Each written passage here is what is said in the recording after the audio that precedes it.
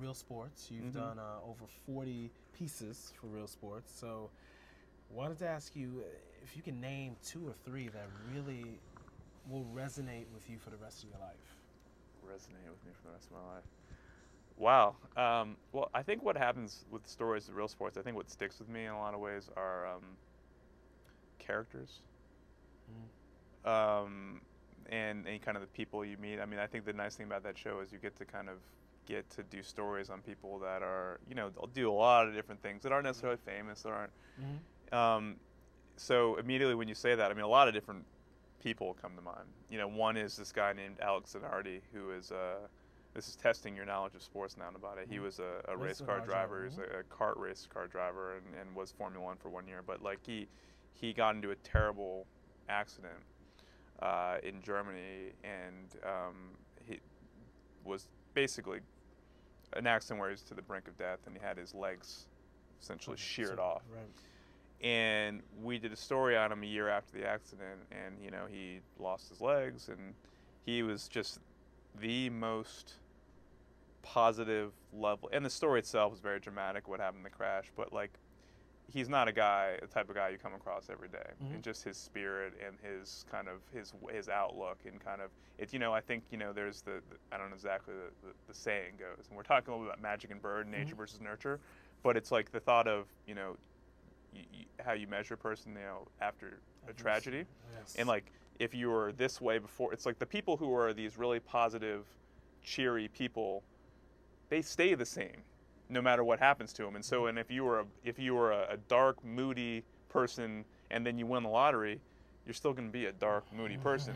And so like here's this guy, and like the worst thing almost, his livelihood got taken away from him and he can no longer walk, and it's just like, yeah, whatever.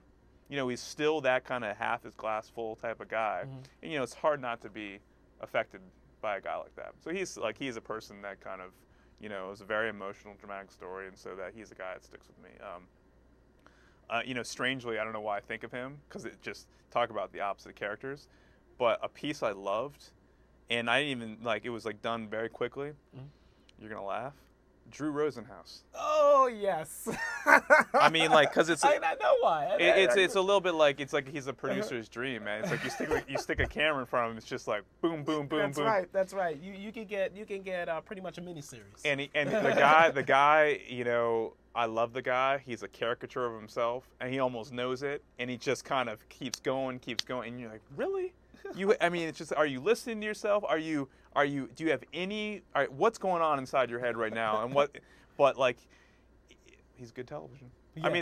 I'm not saying that piece is the best piece ever. It's just, he's a guy that immediately I go that was a really fun person to spend some times around, and he's an easy person to do a story on. I'm sorry to interrupt about Drew Rosenhaus. What I really liked was in that piece I learned that he's still, every day he calls every one of his clients. Every single day. He tries, yeah.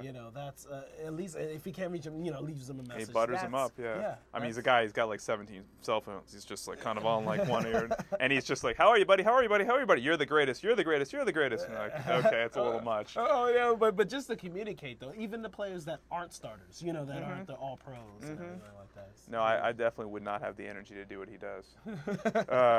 Let's see. There's another. It's trying to think of.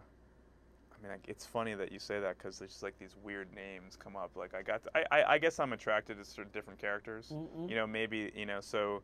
There's a guy named Bob Sapp. Do you know who that is? Oh yeah, the guy the UFC cat. UFC or whatever. Right. So whatever MMA, UFC. I guess it was. And so I went over to Tokyo to do a story on him, because he's this huge figure. And what's it called? It was K1 fighting. Right. And he's this huge famous guy in Japan, did all these commercials and had all these merchandising things, and it's he's this guy from Washington who played college football, kind of flamed out in the NFL, and he kind of finds this niche where he gets to be a K1 fighter, and he turns into this mega celebrity in Japan, but it was weird because it's he was fetishized there. It's Japanese people just oh, he's a big black guy, and they, he. K1 kind of played it up in the sense that, there's clips of him, biting off bananas in the ring, and he just allowed himself to be, in my mind, corrupted by, you know, what people wanted him to be, and you could see people there, just the way they're just like they touch him, they're like, oh, you know, you're so, and I was like, this is weird. And he's a really nice guy, but to me it was a lot about kind of celebrity and fame and what does it mean once you have it.